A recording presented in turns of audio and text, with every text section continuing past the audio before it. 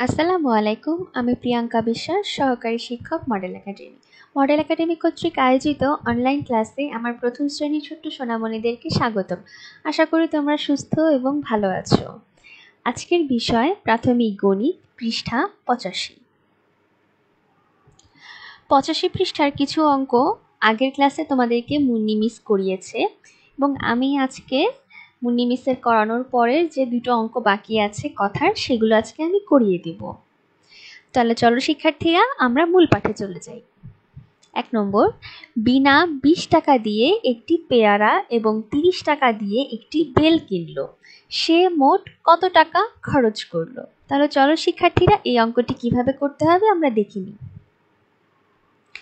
বিনা একটি বেল কিনলো 30 টাকা দিয়ে।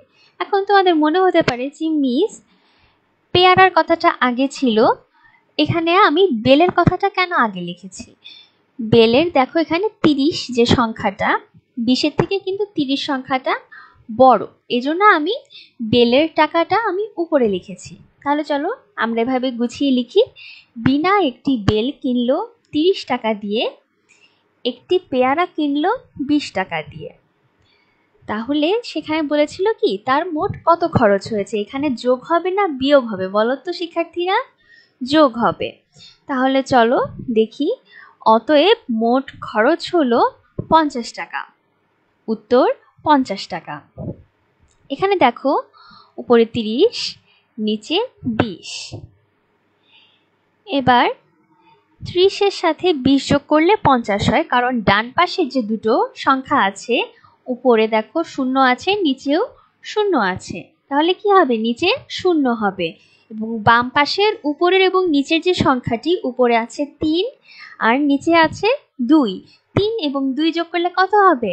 5 হবে। তাহলে 30 এবং 20 যোগ করলে কি হবে? 50। আশা করি শিক্ষার্থীরা তোমরা সবাই বুঝতে পেরেছো।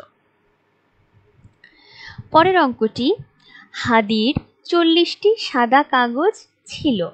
পরে তার বাবা তাকে আরো 7টি কাগজ দিলেন। এখন তার কয়টি কাগজ হলো? চলো শিক্ষার্থীরা, এই অঙ্কটি কিভাবে করতে হবে আমরা দেখে নিই। হাদির সাদা কাগজ ছিল 40টি। বাবা তাকে কাগজ দিলেন 7টি। এখানে কি বাবা তাকে দিয়েছে, আরো দিয়েছে, তাই না? তাহলে এটা হাদির কাছে রইলো। তাহলে যোগ হবে না বিয়োগ হবে? যোগ হবে। তাহলে 40-এর সাথে 7 যোগ করলে কি হবে? 47 হবে, কারণ ডান পাশে দেখো উপরে 0, নিচে 7 আছে। তাহলে কি হবে? 7 হবে, যেহেতু আমরা যোগ করছি। আর বাম পাশে দেখো উপরে 4 আছে এবং নিচে কোনো সংখ্যা নেই, তাহলে 4 নিচে 4ই বসে যাবে। 47টি। উত্তর 47টি কাগজ।